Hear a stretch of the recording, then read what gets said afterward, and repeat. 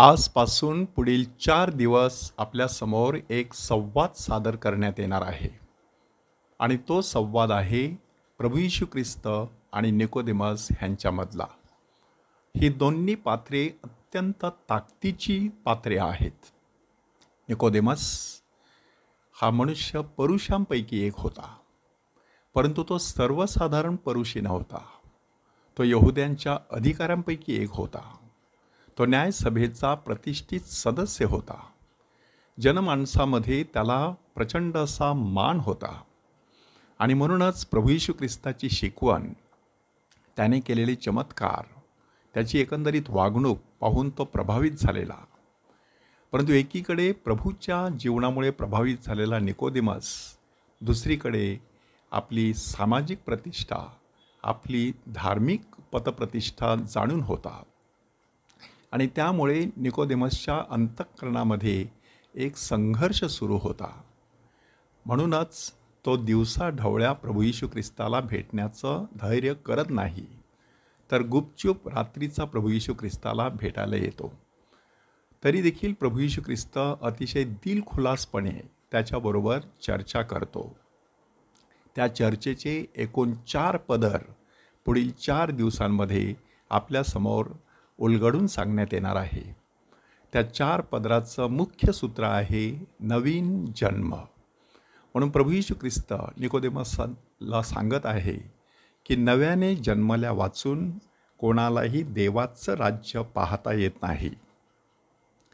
आणि त्या पार्श्वभूमीवरती प्रभू येशू ख्रिस्त त्याला नव्याने जन्मणं म्हणजे नक्की काय ते समजून सांगण्याचा प्रयत्न करतो.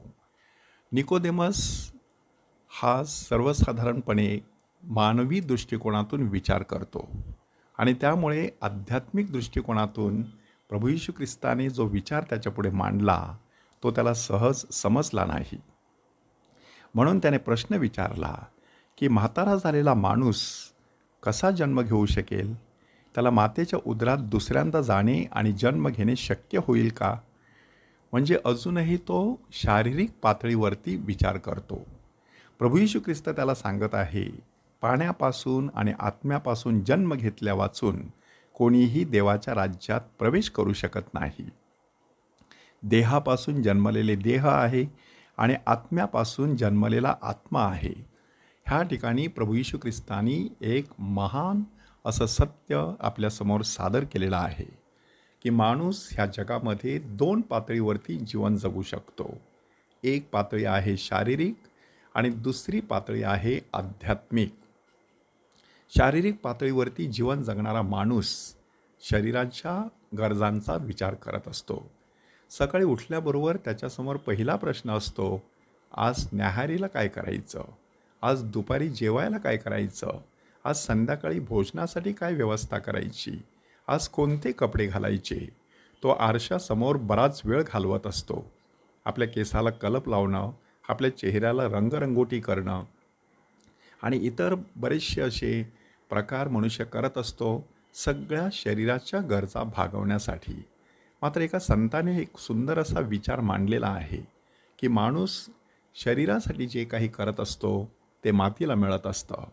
माणूस मात्र आत्म्यासाठी जे काही करत असतो ते त्याच्याबरोबर स्वर्गामध्ये येत असतं. म्हणून माणसाने केवळ शारीरिक पातळीवरती जीवन जगायचं नसून आध्यात्मिक पातळीवरती जीवन जगायचं आहे. आणि त्याचं प्रत्यंतर आजच्या पहिल्या वाचनामध्ये येत आहे. पेत्र आणि योहान ह्यांची सुटका झाल्यानंतर आपल्या मित्रमंडळीकडे गेले. त्याच वेळेला मुख्य याजक आणि वडीलजन त्यांना जे काही म्हणाले होते ते सर्व त्यांनी त्यांना सांगितले. आणि त्यानंतर सर्वांनी परमेश्वराचा गौरव केला. इथे नक्की काय घडताना दिसत आहे की पेत्र आणि योहान आणि त्याचबरोबर त्याची सगळी मित्रमंडळी शारीरिक पातळीवरती जीवन जगत नाही, ते आध्यात्मिक पातळीवरती जीवन जगत आहेत. आणि म्हणूनच त्या ठिकाणी प्रार्थना झाल्यानंतर ज्या जागेमध्ये ते जमले होते ती हादरली आणि ते सर्व पवित्र आत्म्याने परिपूर्ण झाले आणि देवाचे वचन धैर्याने बोलू लागले. अशा प्रकारे आजच्या पहिल्या वाचनाचा समारोप केला जात आहे. राष्ट्रे का खवळली?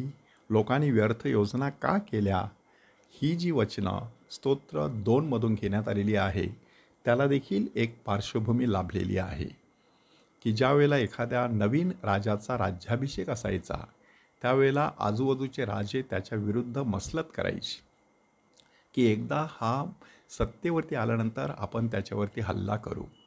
प्रभू येशू ख्रिस्ताच्या बाबतीत नेमकं तेच झालं होतं, की प्रभू येशू ख्रिस्त मरणावरती आता विजयी झालेला होता आणि मुख्य याजक, वडीलजन, हेरोद आणि पिलात सर्वजण एकत्र आले आणि प्रभू येशू ख्रिस्ताच्या विरुद्ध त्यांनी कटकारस्थाने रचण्याचा प्रयत्न केला. परंतु आपल्याला सांगितल्याप्रमाणे नव्याने जन्मलेली व्यक्ती ह्या जगाचा विचार करत नसते, तर स्वर्गीय, सार्वकालिक, पारलौकिक किंवा पारमार्थिक जीवनाचा विचार करत असते. आपण नक्की कोणत्या पातळीवरती जीवन जगत आहोत तपासून पाहूया.